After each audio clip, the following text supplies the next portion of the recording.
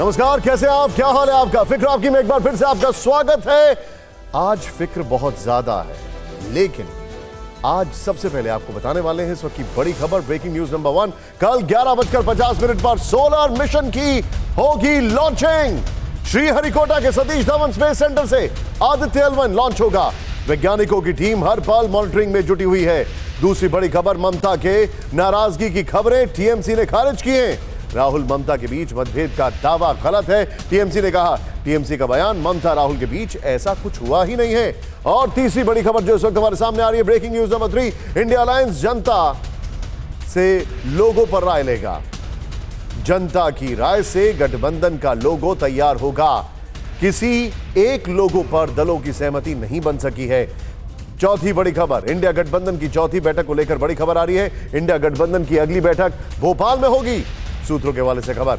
एक और बड़ी खबर, मोदी सरकार पर लालू यादव का हमला। आगे एक देश एक नेता करेंगे, लालू यादव ने कहा। लालू यादव बोले, फिर एक देश फिर एक भाषा करेंगे। ये सब बेकार की बातें हैं, कहीं चलने वाला नहीं है, लालू यादव ने कहा। एक और बड़ी खबर, प्रधानमंत्री आवास पर बड़ी बैठक चल रही है। पीएम मोदी के साथ गृह मंत्री अमित शाह की बैठक। गृह मंत्रालय और कैबिनेट सचिवालय के अधिकारी मौजूद हैं। साथ ही ब्रेकिंग न्यूज, एलजी के खिलाफ आम आदमी पार्टी की शिकायत। शिवलिंग के आकार के फाउंटेन पर शिकायत कराई है। स्पेशल कमिश्नर से मुलाकात कर शिकायत दर्ज कराई है। एक और बड़ी खबर आ रही है, G20 के लिए दिल्ली पुलिस की तैयारियां। करीब 50,000 जवान तैनात होंगे। G20 के लिए पुलिस जवानों की यूनिफॉर्म भी तैयार हो चुकी है। एक और बड़ी खबर आ रही है, सितंबर में खुदरा महंगाई दर कम होने की उम्मीद है। सब्जियों गैस के दाम घटने से कम होगी महंगाई, आरबीआई के गवर्नर शक्तिकांत दास का बयान है। और अब ब्रेकिंग न्यूज के बाद यह आपको जानना जरूरी है कि आज कौन कौन सी वो खबरें हैं जो सुर्खियों में नहीं हैं, जो आज हमारी कर्टन रेजर खबरें हैं। पहली बड़ी खबर आपको दिखाते हैं, पटना में दुल्हा कहा, मुंबई में विश्वास जताया। लालू का नेता कैसा हो, क्या राहुल गांधी जैसा हो, यह सोचने वाली बात हमारे सामने आ रही है। दूसरी खबर, मोदी विरोध में यह क्या कह गए लालू यादव। राजनीति में बहके चांद और सूर्य लोक तक पहुंचे। तीसरी खबर, 2024 की लड़ाई का सबसे बड़ा सियासी दांव, एक सीट एक उम्मीदवार वर्सेस एक देश एक चुनाव का पूरा गणित समझाएंगे। चौथी खबर, क्या केंद्रीय मंत्री कौशल किशोर के बेटे ने कल रात हत्या की। कत्ल से पहले लखनऊ दिल्ली सफर का सस्पेंस जरूर देखिएगा। पांचवी खबर, कल सुबह 11:50 पर भारत इतिहास रचेगा। चांद के बाद अब की बार सूर्य नमस्कार। लेकिन शुरुआत करने जा रहे हैं आज की पहली बड़ी खबर से। सबसे पहले देश की दो बड़ी राजनीतिक खबर जिनका सीधा संबंध 2024 लोकसभा चुनाव से है। चुनाव के लिए खेमे तैयार हैं। लड़ाई कैसी होगी, इसका ट्रेलर सामने। दोनों तरफ से चालें चली जा रही हैं। मोदी सरकार की तरफ से एक देश एक चुनाव के लिए कमेटी बनाने की घोषणा की गई है, जो अलग अलग संस्थाओं, राष्ट्रीय और क्षेत्रीय दलों और लोगों से बात करके रिपोर्ट सौंपेगी। दूसरी तरफ एनडीए को काउंटर करने के लिए इंडिया गठबंधन एक सीट एक उम्मीदवार की रणनीति पर आगे बढ़ने की तैयारी कर रहा है। खबर है कि एक सीट एक उम्मीदवार पर विपक्ष दलों में सहमति लगभग बन गई है। अब पेज सीट शेयरिंग पर फंसा है। मुंबई मीटिंग में इंडिया अलायंस के साझा प्रस्ताव में भी इसकी झलक मिली है। इन दो खबरों को लेकर आज क्या बड़े डेवलपमेंट हुए, इसके बारे में आपको पूरी खबर बताएंगे, पूरी डिटेल देंगे। लेकिन सबसे पहले इंडिया अलायंस की बैठक से आई उस खबर के बारे में बात करते हैं जो आज के सबसे बड़े राजनीतिक खबर है। लालू यादव, जी हां, सही सुना आपने, आज की इंडिया अलायंस की प्रेस कॉन्फ्रेंस का सबसे बड़ा सितारा वही थे। उनका पुराना अंदाज सुनकर लोग ठहाके लगाने लगे। पहले आप ये छोटी सी रील देखिए, इसके बाद मुंबई में लालू नामा की आगे की कहानी। मैं अब आमंत्रित करता हूं हमारे प्रिय आदरणीय नेता लालू यादव जी।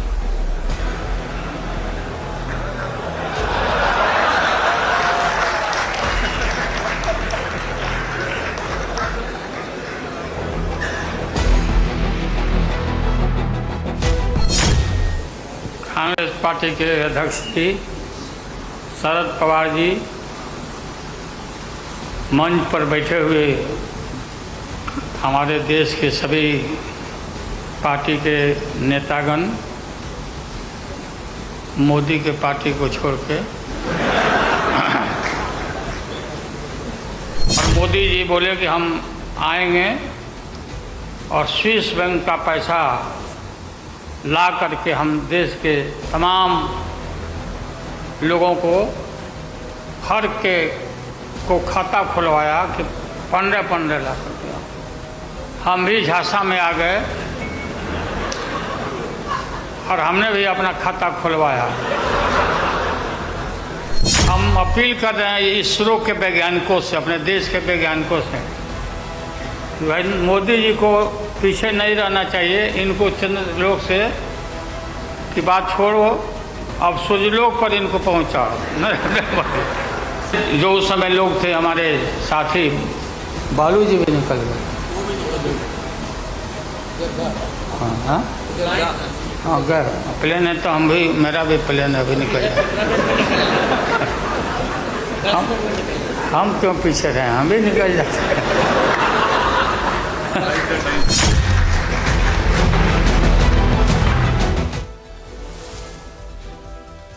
सुना आपने बेखौफ, निडर, चुटीले अंदाज में पीएम मोदी पर सीधा प्रहार और विपक्ष को साथ लेकर चलने की बात। ये लालू का अंदाज है जिसके आगे पूरा इंडिया अलायंस नतमस्तक हो गया। लेकिन लालू ने इसी दौरान एक ऐसी बात की जो सीधे राहुल गांधी से जुड़ी थी। उन्होंने संकेतों में राहुल को प्रोजेक्ट कर दिया है। यह भी कहा कि कुछ नुकसान सहना होगा तो वो भी सह लेंगे, लेकिन इस बार बीजेपी को हरा कर दम लेंगे। पूरी रिपोर्ट आपको जरूर देखनी चाहिए।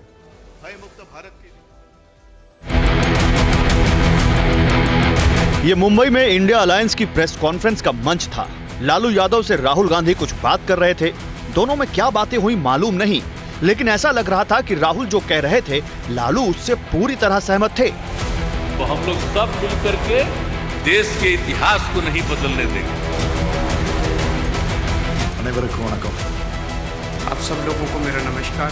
ये वाकया उस वक्त का है जब नीतीश कुमार मंच से बोल रहे थे। जब लालू यादव बोलने आए तो पुराना अंदाज दिखाकर लोगों को हंसाना शुरू कर दिया। कांग्रेस पार्टी के अध्यक्ष जी शरद पवार जी मंच पर बैठे हुए हमारे देश के सभी पार्टी के नेतागण मोदी के पार्टी को छोड़ के लालू ने इसके बाद पीएम मोदी पर सीधा प्रहार किया, अपने पुराने सहयोगियों के साथ हंसी मजाक किया और इसी के तुरंत बाद संकेतों में राहुल गांधी को अपना नेता प्रोजेक्ट कर दिया। सभी पत्रकार भाइयों को मैं प्रणाम करता हूं, सलाम करता हूं, आदाब करता हूं।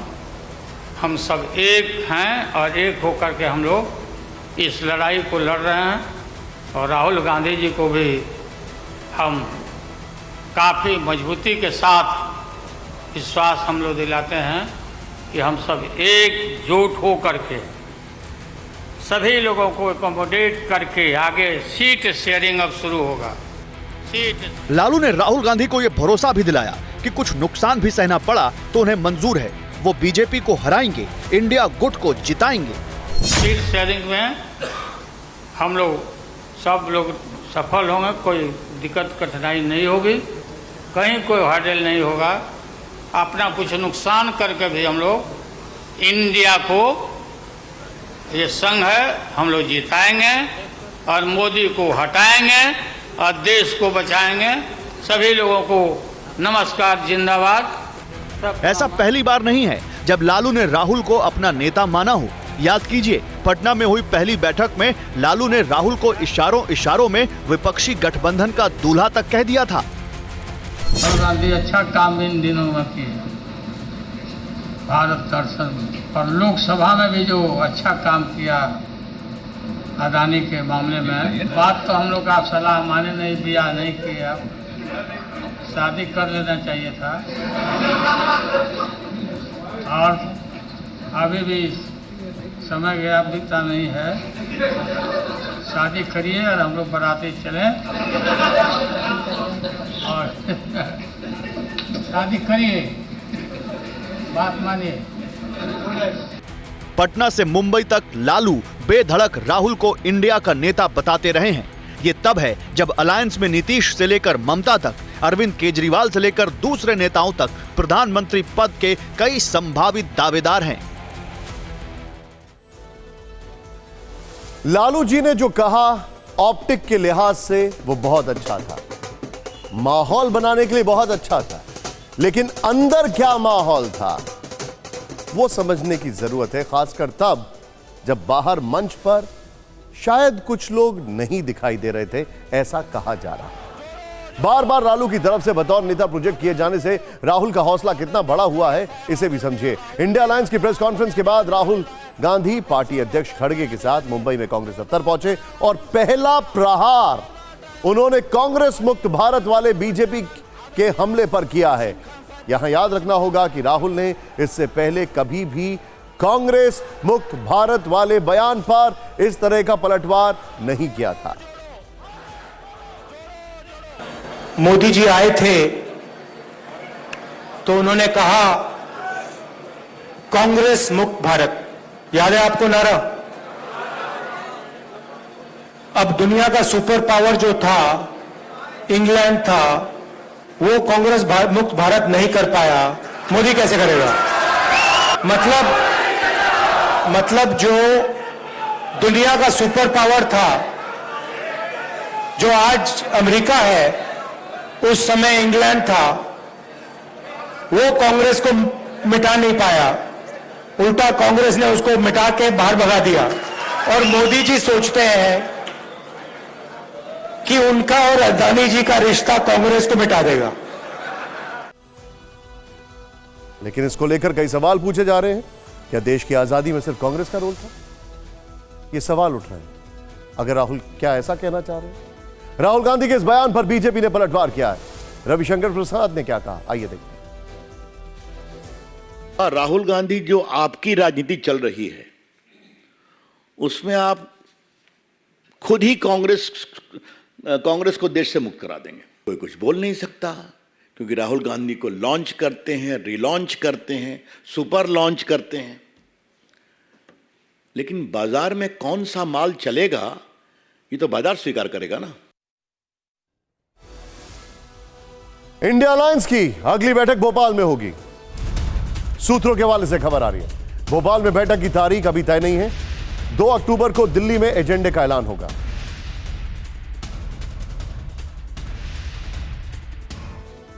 ये जो अलग अलग बैठकें हो रही हैं, इसमें कई सारी चीजें फिल्टर डाउन भी हो रही हैं, और ये इंडिया अलायंस के लिए बहुत जरूरी है। और इनको ग्लू के तौर पर कौन जोड़ेगा, यह सोचने वाली बात है। यह बहुत बड़ा सवाल है। वैसे इंडिया की बैठक में के बाद, इंडिया अलायंस की बैठक के बाद राहुल गांधी ने यह भी कहा कि 2024 में बीजेपी का जीतना नामुमकिन है। उन्होंने अडानी का मुद्दा भी उठाया था। खबर है कि इससे ममता बनर्जी नाराज हो गई। ऐतराज इस बात पर था कि राहुल ने यह मामला अचानक उठाया। घटक दलों से इस पर परामर्श नहीं किया गया। हालांकि अब से थोड़ी देर पहले टीएमसी ने सफाई दी है कि वो नाराज नहीं है, लेकिन क्या वाकई ऐसा है? वैसे लालू यादव ने राहुल को भरोसा दिलाया कि सीट शेयरिंग पर पेच नहीं फंसेगा। 30 सितंबर तक इस पर फैसला लिया जा सकता है। वैसे विपक्षी गठबंधन की इस तीसरी मीटिंग में 5 अहम कमेटियां बनाई गई हैं। ये वो समितियां हैं जो 2024 के लिए विपक्ष की रणनीति को दिशा देने का काम करेंगी। इसके अलावा 14 सदस्यों की समन्वय समिति के गठन का भी फैसला लिया गया है, जिसमें करीब करीब सभी प्रमुख दलों के नेताओं को शामिल किया गया है। इंडिया गठबंधन के लिए किसी एक वरिष्ठ नेता को संयोजक बनाए जाने की चर्चा थी। नीतीश कुमार और ममता बनर्जी का नाम सबसे आगे चल रहा था, लेकिन अब तक इस पर फैसला नहीं लिया गया है। आज लोगो भी फाइनल नहीं हो सका। यह लोगो अब जनता की राय लेने के बाद होगा तय। इस बैठक में एक सीट एक उम्मीदवार की बात भी उठी, चर्चा इस पर भी हुई। इसका मतलब यह है कि एनडीए गठबंधन के खिलाफ इंडिया का एक ही उम्मीदवार हो। हालांकि यह बात भी सामने आई है कि राजनीतिक रूप से यह पूरी तरह संभव भी नहीं है। ऐसे में जहां भी इंडिया के कुछ अन्य दल आपस में एक दूसरे के सामने खड़े हो तो चुनाव लड़े तो इसे तनाव की तरह नहीं लेना है, बल्कि स्वस्थ राजनीतिक प्रतिस्पर्धा माना जाए। इस सब के बीच में खबर यह भी आ रही है कि एक चीज जो चर्चा का विषय थी वो ये थी कि लोकसभा चुनाव में जहां तक संभव हो वहां पर आपस में ना लड़ें। जहां तक संभव हो, ये बहुत बड़ा वर्ड है वैसे। अब वापस लालू पर आते हैं। आज की प्रेस कॉन्फ्रेंस के सुपरस्टार लालू ही थे। उन्होंने पीएम मोदी पर सूर्यलोक वाला तंज किया। क्या था ये, क्या मतलब है, आइए देखते हैं।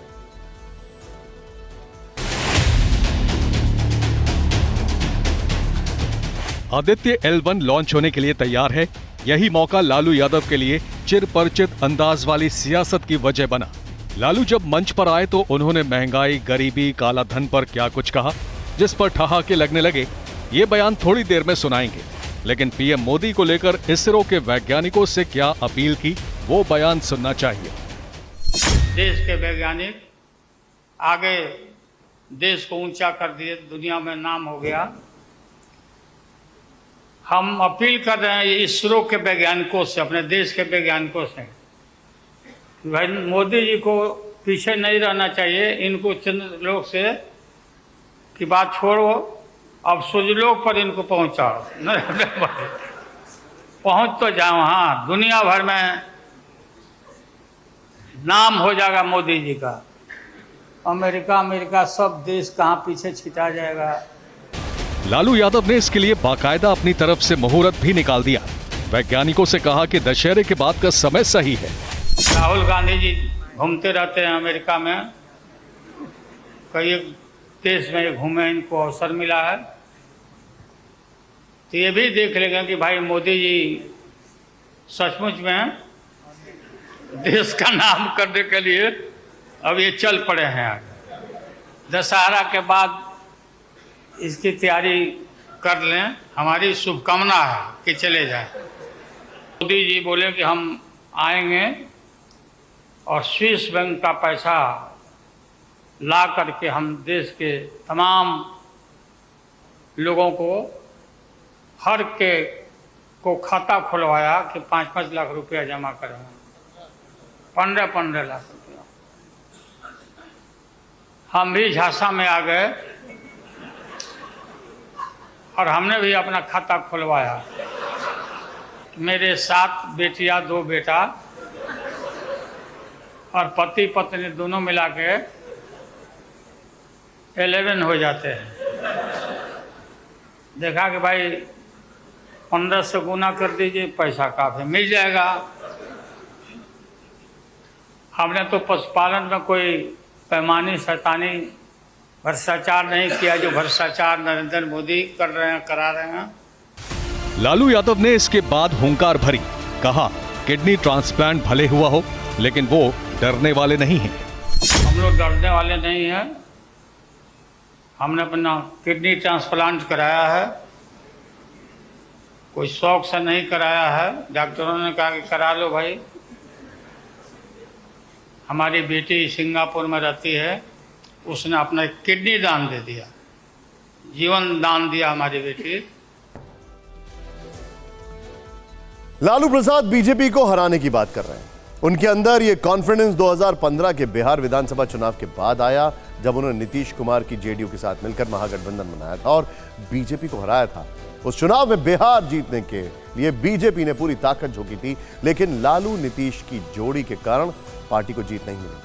2024 में इंडिया गठबंधन के बैनर तले लालू जीत के उसी अंक गणित के दम पर दावा कर रहे हैं। अब खबर मोदी सरकार के उस कदम की जिसकी चर्चा काफी गर्म है। 2024 जीतने के लिए दांव पे चलाए जा रहे हैं, रणनीति बनाई जा रही है, वोटर्स को अपनी तरफ खींचने के लिए बड़े बड़े ऐलान किए जा रहे हैं।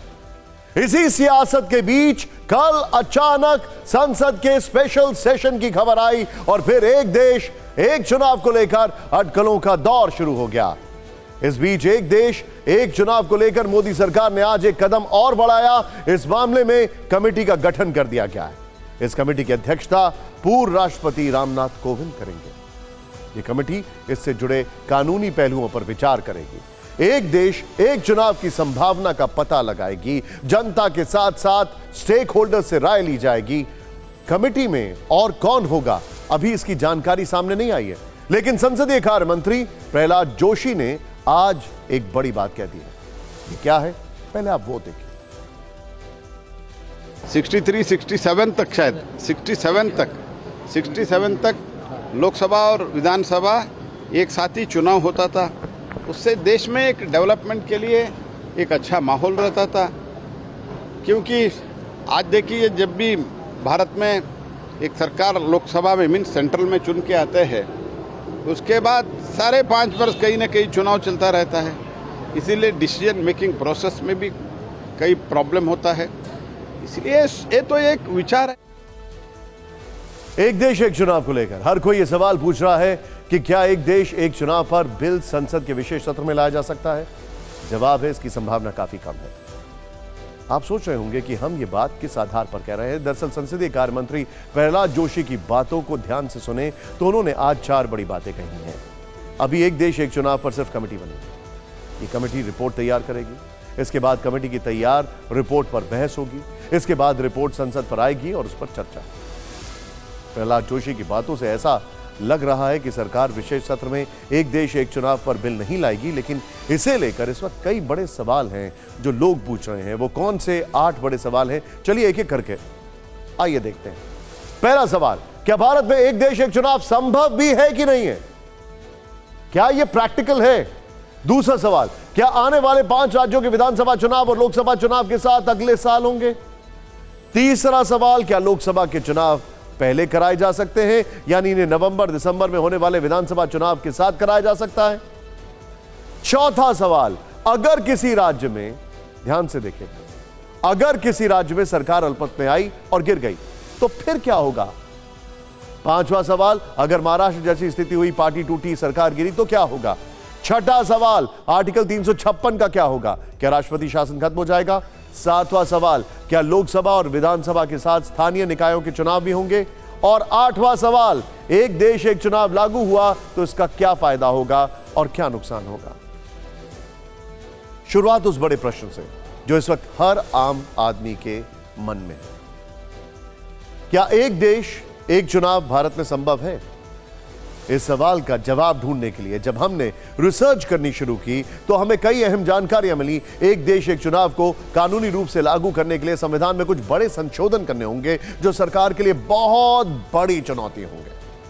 ये काम कितना मुश्किल है, बहुत आसान काम नहीं है। इस रिपोर्ट के जरिए देखिए। सवाल यह था कि क्या एक देश एक चुनाव लागू करना संभव है? जब हमने इस सवाल का जवाब तलाशना शुरू किया तो हमें लोकसभा सचिवालय के रिसर्च एंड इंफॉर्मेशन डिवीजन की अगस्त 2018 में दी गई जानकारी मिली, जिसमें लिखा है एक देश एक चुनाव को कानूनी रूप से अमल में लाने के लिए सरकार को संविधान में 5 आर्टिकल्स में संशोधन करना होगा। यही सरकार की सबसे बड़ी चुनौती होगी। सरकार को आर्टिकल 83 में बदलाव करना होगा। इस आर्टिकल में संसद की समय सीमा के बारे में बताया गया है। आर्टिकल 85 को भी बदलना होगा, जिसमें लोकसभा को भंग करने की डिटेल दी गई है। आर्टिकल 172 को संशोधित करना होगा। इसमें राज्यों की विधानसभा की समय सीमा के बारे में बताया गया है। आर्टिकल 174 में भी संशोधन करना होगा। इसमें विधानसभा भंग करने की प्रक्रिया के बारे में बताया गया है। आर्टिकल 356 में संशोधन करना होगा। इसमें राज्यों में राष्ट्रपति शासन लगाने की प्रक्रिया के बारे में बताया गया है। लोकसभा सचिवालय के रिसर्च एंड इंफॉर्मेशन डिवीजन की अगस्त 2018 की जानकारी के मुताबिक इसे लागू करने के लिए सरकार को राज्यों की सहमति लेना जरूरी है।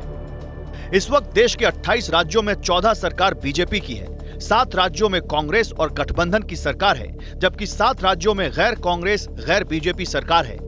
ऐसे हालात में राज्यों को एक देश एक चुनाव के लिए राजी करना मुश्किल काम होगा। एक देश एक चुनाव के लिए राजनीतिक दलों के बीच आम सहमति बनानी होगी। देश में इस वक्त 6 राष्ट्रीय दल हैं, जबकि राज्यों में असर रखने वाली करीब 50 पार्टियां हैं। इसके अलावा छोटे दलों की संख्या सैकड़ों में है। इतनी बड़ी संख्या में राजनीतिक दलों में आम राय बनाना आसान नहीं होगा। क्या एक देश एक चुनाव संभव है? जब यह सवाल हमने पूर्व कानून सचिव पीके मल्होत्रा से पूछा तो उन्होंने बताया कि यह मुश्किल कानूनी प्रक्रिया है, लेकिन हो सकता है। इसके लिए संविधान में बदलाव होंगे। अगर हम संवैधानिक प्रावधानों की बात करते हैं तो जब तक संविधान में कुछ संशोधन नहीं किए जाएंगे, आज की तारीख में शायद एक नेशन एक चुनाव का जो प्रस्ताव है उसको लागू करने में हमें असुविधा होगी। हम नहीं कर पाएंगे क्योंकि हमें संविधान में अमेंडमेंट की इसके लिए आवश्यकता है। अगस्त 2018 के लोकसभा सचिवालय के नोट में एक देश एक चुनाव पर होने वाले खर्च और इंतजामों की जानकारी भी दी गई है। विधानसभा और लोकसभा चुनाव एक साथ कराने के लिए चुनाव आयोग को बड़ी संख्या में ईवीएम और वीवीपैट का इंतजाम करना होगा। एक अनुमान के मुताबिक इस पर 9,284 करोड़ रुपए अतिरिक्त खर्च होंगे। इसी के साथ बड़ी संख्या में सिक्योरिटी फोर्स का इंतजाम करना होगा। फिर देश के पूर्व मुख्य चुनाव आयुक्त ओपी रावत ने बड़ी बात कही। उन्होंने कहा कि ईवीएम और सिक्योरिटी फोर्सेस का इंतजाम मुश्किल काम है और इसमें कम से कम 1 साल लगेगा। इलेक्शन कमीशन से मिलकर ये तय कर लें कि कितनी ईवीएम वीवीपैट उनके पास हैं, कितनी की जरूरत है। लगभग 35 लाख की जरूरत होगी। तो वो गैप अगर है तो उसके लिए पैसा दे दें और उसको मैन्युफैक्चरिंग के लिए टाइम दे दें तो वो मिल जाएंगे। बाकी पैरामिलिट्री फोर्सेस वगैरह की व्यवस्था कर लें तो इलेक्शन पॉसिबल होगा, लेकिन ये टाइम लगेगा। मतलब ऐसे है, ये चीजें ऐसे नहीं हो सकती कि 2-4 महीने में हो जाएं। साल, 1.5 साल, 2 साल तो लगेगा, प्रोसेस में टाइम लगेगा। एक देश एक चुनाव की चर्चा पहली बार नहीं है। ये हमारे देश में पहले भी लोकसभा विधानसभा के चुनाव एक साथ हुए हैं। साल 1952, 57, 62 और 67 में लोकसभा और विधानसभा चुनाव साथ साथ हुए। हालांकि ये किसी संवैधानिक नियम और कानून नहीं बल्कि परंपरा के तहत कराए गए। आजादी के बाद केंद्र से राज्यों तक एक पार्टी की सरकार थी। उस वक्त राजनीतिक पार्टियां भी आज के मुकाबले काफी कम थी, लेकिन बाद में अलग अलग संस्थाओं और आयोगों ने एक देश एक चुनाव पर सिफारिशें दी। अब हम आपको बताते हैं कि इस दिशा में अब तक कब क्या क्या हुआ।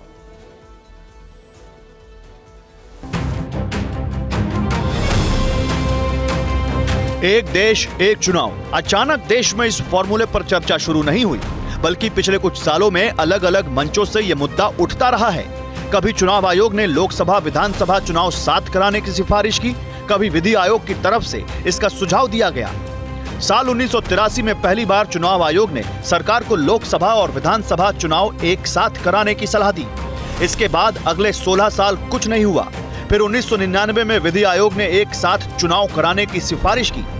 इसके बाद फिर 16 साल तक मामला ठंडे बस्ते में चला गया। 2015 में संसदीय समिति ने भी लोकसभा और विधानसभा चुनाव एक साथ कराने का सुझाव दिया। 3 साल बाद 2018 में विधि आयोग ने अपनी रिपोर्ट में कहा कि संविधान में कुछ बदलाव करके लोकसभा और विधानसभा के चुनाव एक साथ कराए जा सकते हैं।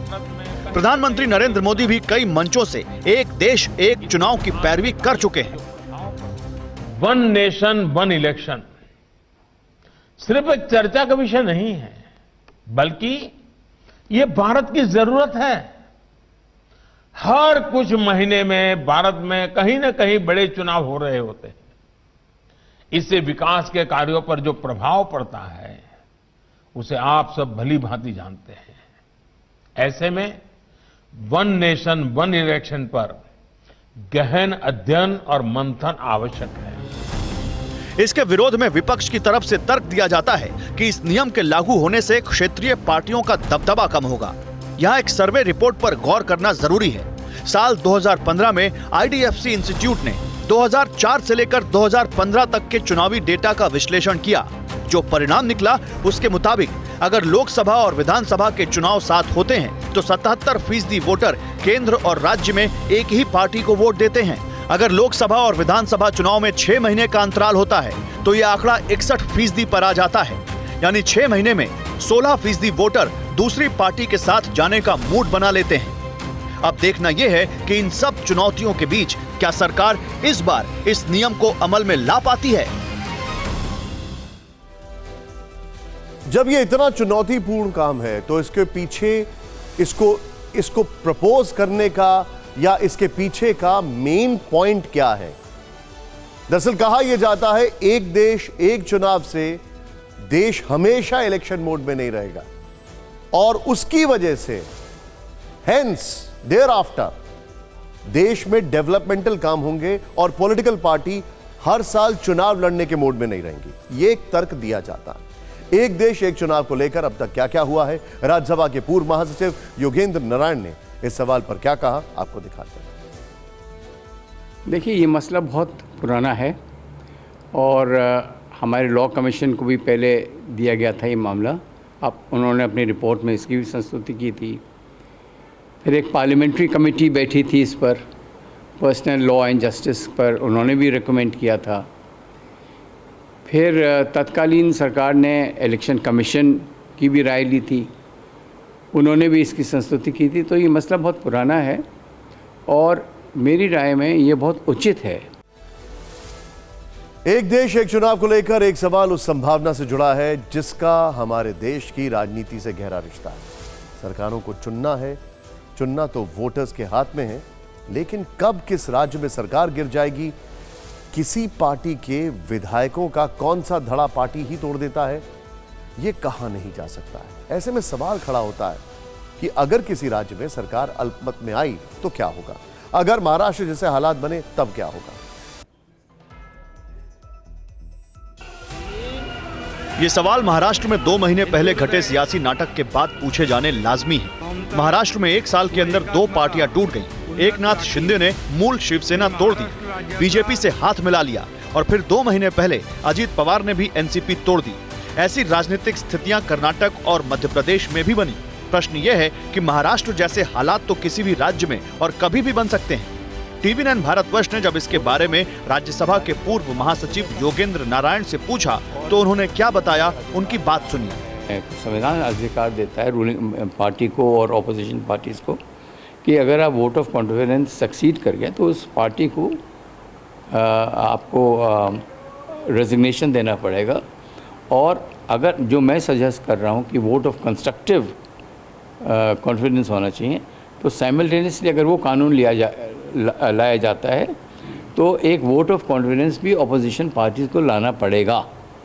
अगर नहीं लाते और या हिचकते हैं तो उसमें इलेक्शन होएंगे, पर इलेक्शन में जो भी रूलिंग पार्टी बनेगी वो केवल उस अवधि के लिए बनेगी जिससे कि जो बची हुई अवधि है उस 5 साल में। सोचिए अगर हालात ऐसे बन जाएं कि कोई सरकार अल्पमत में आ जाए तो क्या होगा, या फिर ये भी तो हो सकता है कि विधानसभा चुनाव में किसी भी पार्टी को बहुमत ना मिले और सरकार बनाने की स्थिति ही ना बन पाए, तब क्या होगा। हाल में कानून ग्रेट ब्रिटेन में पार हुआ है। उन्होंने कहा है कि जो भी इलेक्शंस होंगे, अब जैसे इंग्लैंड में है पार्लियामेंट के, वो एक निश्चित अवधि के लिए होंगे और हर 5 साल बाद वो इलेक्शंस होंगे। अगर बीच में हंग पार्लियामेंट होती है या वोट ऑफ नो कॉन्फिडेंस से गवर्नमेंट गिरती है तो 2 तरह के मेथड्स उन्होंने एडॉप्ट किए हैं। एक तो कंस्ट्रक्टिव वोट ऑफ कॉन्फिडेंस, यानी कि अगर आप किसी गवर्नमेंट को गिराना चाहते हैं तो साइमल्टेनियसली आप एक दूसरा भी मोशन लाइए कि कौन सी पार्टी की गवर्नमेंट आप बनाना चाहते हैं। इसको कहते हैं हम लोग कंस्ट्रक्टिव वोट ऑफ कॉन्फिडेंस। एक सवाल यह भी पूछा जा रहा है कि आर्टिकल 356 का क्या होगा, राष्ट्रपति शासन की व्यवस्था क्या खत्म हो जाएगी। एक सर और प्रश्न संविधान के तहत उठेगा कि 356 जो है उसका क्या होगा, राष्ट्रपति शासन क्या खत्म हो जाएगा इसके बाद? नहीं, राष्ट्रपति शासन खत्म नहीं होगा। राष्ट्रपति शासन तो अगर चाहें तो राष्ट्रपति शासन लगा सकते हैं, बाद में इलेक्शंस हों, क्योंकि राष्ट्रपति शासन तो कुछ अवधि के लिए होता है। उसके बाद जो भी इलेक्शन हो, अगर उसमें कोई पार्टी इलेक्ट होती है तो वो केवल बची हुई अवधि के लिए ही होगी। एक्सपर्ट का कहना है कि अगर एक देश एक चुनाव को प्रभावी बनाना है तो इसके लिए संविधान में संशोधन करके संसद का फिक्स्ड पीरियड करना होगा। इस सब के बीच में लोगों के मन में बड़ा प्रश्न यह भी है कि क्या साल के आखिर में 5 राज्यों में होने वाले विधानसभा चुनाव लोकसभा चुनाव के साथ होंगे या फिर लोकसभा चुनाव जल्दी हो जाएंगे, जैसा विपक्षी दल बार बार कह रहे हैं। एक और सवाल है कि अगले साल जिन राज्यों में विधानसभा चुनाव होने हैं, क्या वहां भी चुनाव लोकसभा के साथ हो सकते हैं? इन सवालों के जवाब हमने संविधान के जानकारों से पूछे तो कई बड़ी जानकारियां मिली। अब हमारे असेंबलीज कई स्टेज पर है। कुछ असेंबलीज अभी चुनी हुई है जी, कुछ असेंबली का आधा हुआ है जी, और कुछ असेंबली का अभी होने वाला है 2-3 महीने में। इस डिफरेंट स्टेजेस पर है वो। तो सबको, अब मान लो एक असेंबली अभी शुरू हुई है, कर्नाटका असेंबली, 5 साल है कार्यकाल, तो 5 साल की जगह आप 3 महीने में इसको आप रिसोल्व करेंगे, कैसे करेंगे? अब आपके जहन में एक सवाल आ सकता है, अगर एक देश एक चुनाव अमल में आ गया तो क्या फायदा होगा? इस पर लॉ कमीशन और कई सर्वे में अलग अलग तर्क दिए गए हैं। हम आपको बताते हैं कि 2018 के विधि आयोग ने एक देश एक चुनाव के पक्ष में क्या फायदे गिनाए।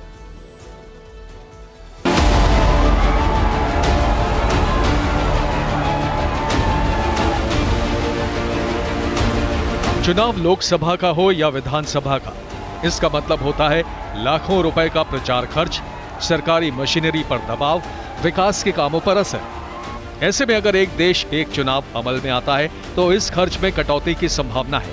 2018 की लॉ कमीशन की रिपोर्ट के मुताबिक लोकसभा विधानसभा चुनाव एक साथ कराने से पैसों की बचत होगी, प्रशासनिक व्यवस्था और सुरक्षा बलों पर बोझ कम होगा, सरकारी नीतियों को समय पर लागू किया जा सकेगा। चुनाव के लिए बार बार आचार संहिता लागू नहीं होने से विकास के काम प्रभावित नहीं होंगे। प्रशासनिक मशीनरी चुनाव से ज्यादा विकास के कामों पर ध्यान दे सकेगी। इसके अलावा मतदाता की सरकार की नीतियों और कार्यक्रमों को राज्य और केंद्र दोनों स्तर पर परखने का मौका मिलता है। एक सिक्के के दो पहलुओं की तरह इसके कुछ फायदे हैं तो नुकसान भी हैं। विरोध करने वालों का तर्क ये है कि इससे केंद्र में शासन करने वाली पार्टी को चुनावी फायदा हो सकता है। एक साथ चुनाव कराने पर सरकार निरंकुश हो सकती है। बार बार चुनाव होने पर सरकार जनभावना की अनदेखी नहीं कर सकती है। बार बार चुनाव से नेताओं को जनता के बीच जाना होता है और जवाब देना होता है। एक देश एक चुनाव को लेकर सरकार द्वारा बनाई गई कमेटी इन्हीं सवालों के जवाब तलाशेगी। एक देश एक चुनाव पर देश की राजनीति गर्मा गई। बीजेपी शासित राज्य के सीएम जहां इसके पक्ष में बयानबाजी कर रहे हैं, वहीं विपक्ष के नेता मोदी सरकार की मंशा पर सवाल उठा रहे हैं। हमने इस बयानबाजी पर एक पॉलिटिकल रील तैयार की, आपको जरूर देखनी चाहिए।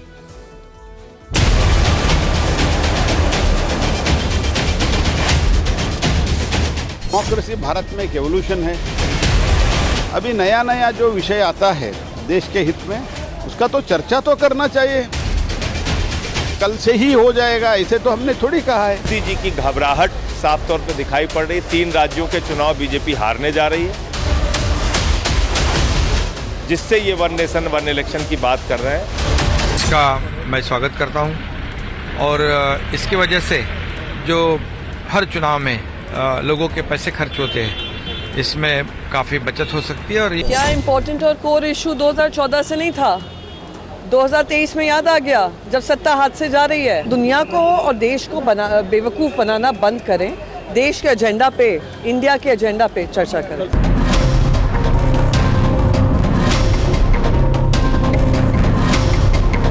तो वन नेशन वन इलेक्शन मुझे लगता है कि अनकॉन्स्टिट्यूशनल होगा, फेडरलिज्म के खिलाफ होगा, जो बेसिक स्ट्रक्चर का हिस्सा है। ये देश के विकास के लिए जरूरी है एक देश एक इलेक्शन। बेकार की बात कर रहे हैं वन नेशन वन इलेक्शन की। वन नेशन वन इनकम होना चाहिए। लेकिन अब कहानी बदल रही है। अब बात इसरो के उस ऐतिहासिक मिशन की जो भारतवर्ष को चांद के बाद सूर्य की ओर ले जा रहा है। हम बात आदित्य L1 मिशन की कर रहे हैं। चंद्रयान 3 की सफलता के बाद सिर्फ 10 दिन के बाद इसरो महज 15 घंटे बाद देश के 140 करोड़ लोगों के लिए एक और गर्व का पल पेश करने वाला है। कल दोपहर 11:50 पर सोलार मिशन की लॉन्चिंग की जाएगी। PSLV XL रॉकेट के जरिए श्रीहरिकोटा के सतीश धवन स्पेस सेंटर से आदित्य L1 लॉन्च होगा, जिसकी वैज्ञानिकों की टीम हर पल मॉनिटरिंग कर रही है।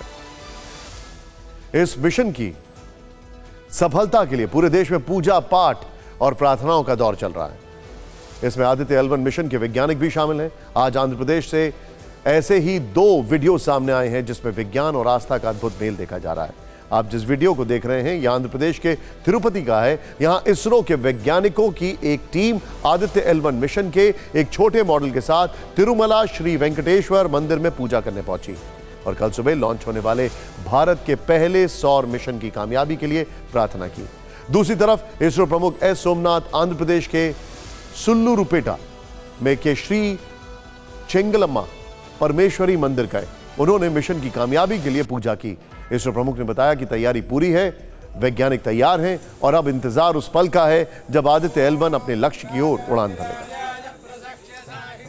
So today the countdown for PSLV C-57 Aditya L1 mission is starting, and tomorrow noon time we will have the launch.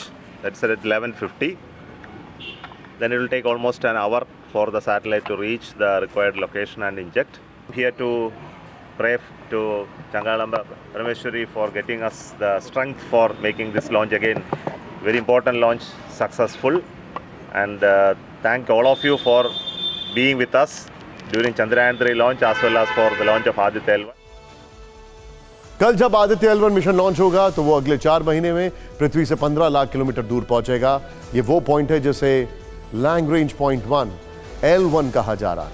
इस पॉइंट से आदित्य अगले 5 साल तक सूर्य की स्टडी करेगा। ये दोनों के डिस्टेंस का 1% है। वैसे मैं आपको बताना चाहूंगा, हमारे लिए बहुत बड़ी बात है, लेकिन एक फैक्टर जो और आपको जानना चाहिए, इससे ज्यादा क्लोजर मतलब सूर्य के ज्यादा नजदीक तक और देश भी अपने जो स्टडी के व्हीकल्स है वो भेजे जा चुके हैं।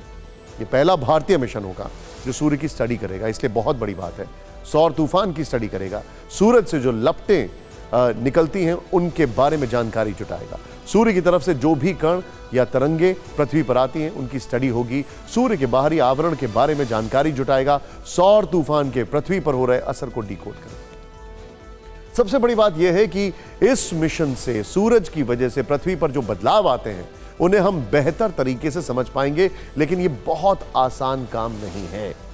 आदित्य L1 को सूर्य की भयंकर गर्मी का सामना करना होगा, सूर्य से निकलने वाले खतरनाक रेडिएशन से बचना होगा, सौर तूफान का भी सामना करना होगा। हालांकि आदित्य इतनी गर्मी और खतरनाक रेडिएशन से बच पाएगा, इसका पूरा ध्यान रखा गया है। आदित्य L1 कहां पर तैनात होगा और क्या करेगा ये तो आपने समझ लिया, लेकिन ये काम कैसे करेगा ये भी समझ लीजिए। यहाँ पे हूँ, ये Birla institute of technological museum का वर्कशॉप है। यहाँ पे देख सकते हैं आप, सूरज को दिखाया जा रहा है कि सूरज कैसा यहाँ पे है वो दिखाया जा रहा है। और यहाँ पे देखिए ये है वो सैटेलाइट जो कि कल इसरो से सेंड किया जाएगा। कैसे काम करेंगे, क्योंकि उतना हीट में क्यों नहीं पिघलेगा, क्या इसका स्टडी रहेगा। हम लोग वही पॉइंट पे जाएंगे जिस पॉइंट में हम लोग बोलते हैं लैग्रेंज 1 पॉइंट। ये लैग्रेंज 1 पॉइंट क्या है? ऐसे 5 पॉइंट है।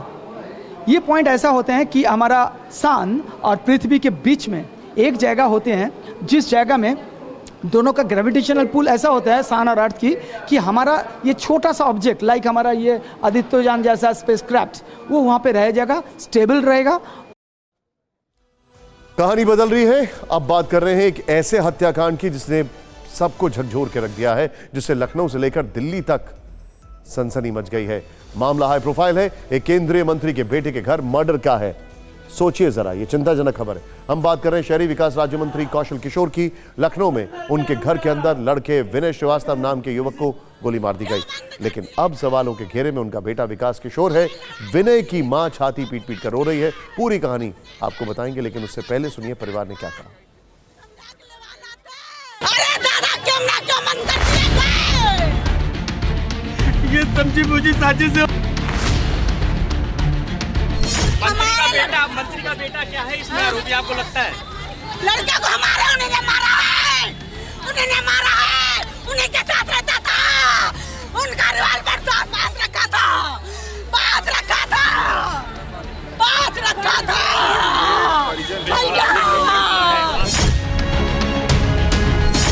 फांसी की सजा दी जाए।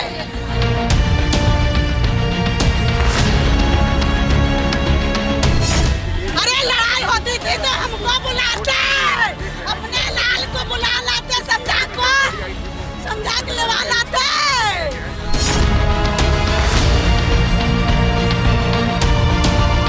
अरे गोली क्यों मार दी? माता जी 3 लोग के खिलाफ मुकदमा दर्ज हुआ है। गोली क्यों मार दी? 3 लोग।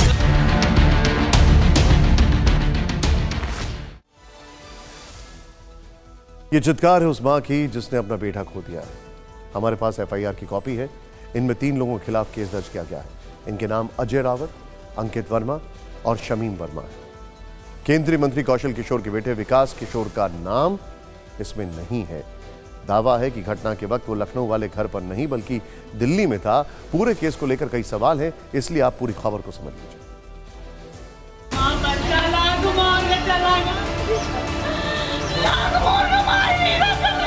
रोता बिलखता और इंसाफ की गुहार लगाता ये परिवार विनय श्रीवास्तव का है, जिसे लखनऊ में केंद्रीय मंत्री कौशल किशोर के बेटे के घर के अंदर सिर में गोली मार दी गई। फर्श पर विनय का बेजान शरीर और हर तरफ बिखरा खून और लथपथ शरीर बेड के पास पड़ा मिला। तस्वीरें इतनी विभत्स हैं कि इसे दिखा नहीं सकते। आशंका है कि वारदात को रात 2 से 2:30 के बीच अंजाम दिया गया। जिस पिस्तौल से गोली मारी गई वो केंद्रीय मंत्री कौशल किशोर के बेटे की है। पुलिस ने इस बात की भी पुष्टि कर दी है कि जो पिस्टल है वो कौशल किशोर के बेटे विकास किशोर की है, जो मौके से पाई गई है। हालांकि पूरी जो जांच है वो चल रही है। मैं आपको दिखाऊं, ये वो आवास है जहां पर मैं अपने कैमरामैन को बोलूंगी कि वो दिखाए कि ये देखिए, ये पूरा घर है जो हम आपको अंदर से आपको दिखा पा रहे हैं। ये पूरा आवास है जहां पर कल गोली मारी गई थी। ये मामला केंद्रीय मंत्री और उनके बेटे के घर से जुड़ा है, लिहाजा घटना की खबर मिलते ही पुलिस भी मौके पर पहुंची और जांच पड़ताल में जुट गई। हम लोगों ने वहाँ के जितने भी फोरेंसिक टीम को लेकर के जो भी साक्ष्य थे सारे साक्ष्य एकत्र किए गए हैं। सीसीटीवी कैमरे को भी जो है हम लोगों ने लिया है कब्जे में। एफआईआर में पीड़ित परिवार ने आशंका जताई है कि रात में वहां झगड़ा हुआ, उसके बाद किसी ने पीछे से गोली मारी।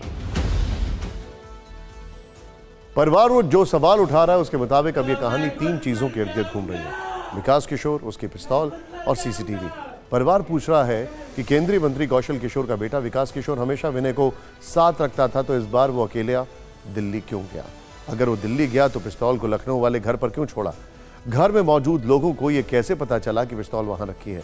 क्या उन लोगों को पहले पता था कि गोलियों से भरी पिस्तौल कहां रखी है? आरोप ये भी लग रहे हैं कि जिस कमरे में मर्डर हुआ वहां का कैमरा बंद था। सूत्रों के मुताबिक खोजी कुत्ते को भी ऊपर जाने नहीं दिया गया और कत्ल की साजिश पहले ही रची जा चुकी थी। हालांकि सच क्या है ये जांच के बाद पता चलेगा। ये सब इल्जाम है। सीसीटीवी बंद होने पर जब हमने केंद्रीय मंत्री कौशल किशोर से बात की तो उन्होंने कहा कि कमरे के अंदर गलती से लग गया था, उसे पहले ही बंद करा दिया गया था। कह रहे हैं कि जब से कैमरे लगाए गए थे तब से घर के कैमरे तो चल रहे थे, लेकिन वो रूम का कैमरा था, इस वजह से तब से वो कैमरा बंद है। कोई किसी के घर के अंदर कैमरा शुरू से वो कैमरा हाँ, मैं कह रहा हूँ कि घर के अंदर कमरे के अंदर कोई भी अपने कैमरा नहीं चलाता। लग गया होगा, लगा दिया तो उसको बंद करा दिया गया था। और आइए अब देखते हैं राज्यों की 9 बड़ी खबरें जो दिन भर आपने कहीं नहीं देखी होंगी। आज दिल्ली में केंद्रीय गृह मंत्री अमित शाह ने मेरी माटी मेरा देश अभियान की शुरुआत की। इस मौके पर बोले, महान भारत के लिए हर नागरिक साथ जुड़े, 2047 तक देश को विकसित बनाना है। मांड्या में किसानों ने किया जमकर प्रदर्शन। तमिलनाडु को कावेरी नदी का पानी दिए जाने से नाराज थे। कर्नाटक सरकार ने 5000 क्यूसेक पानी छोड़ने का दिया आदेश। आज हरियाणा के करनाल में साइकिलथॉन रैली का हुआ आयोजन। हजारों युवा हुए शामिल। सीएम खट्टर ने रैली को झंडी दिखाकर रवाना किया। गाजियाबाद के इंदिरापुरम में लड़की ने हाई वोल्टेज ड्रामा किया। बिल्डिंग की 4थी मंजिल पर चढ़कर सुसाइड की धमकी दी। मौके पर पहुंची पुलिस ने उतारा। बिहार के स्कूलों में छुट्टियों की कटौती से शिक्षक नाराज। विरोध में काली पट्टी बांधकर पहुंचे स्कूल। काली पट्टी बांधकर ही बच्चों को भी पढ़ा रहे थे। असम में बाढ़ से और बिगड़े हालात। 19 जिलों में 4 लाख से ज्यादा लोग प्रभावित। अब तक 16 लोगों की मौत हो गई। यूपी के बस्ती में सड़क हादसा। ट्रेलर से टक्कर के बाद घर में घुसी बस। हादसे में 16 यात्री बुरी तरह घायल। गुरुग्राम में कई युवकों ने 3 सेल्समैन को पीटा। सीएनजी के लिए 600 रुपए मांगने पर भड़के। तीनों सेल्समैन आईसीयू में भर्ती। सीसीटीवी में कैद हुई वारदात। पंजाब में फिर बॉर्डर पर बड़ी साजिश नाकाम। कई करोड़ रुपए की हेरोइन जब्त की गई। ड्रोन से भेजी गई थी। बीएसएफ और पंजाब पुलिस ने पकड़ी।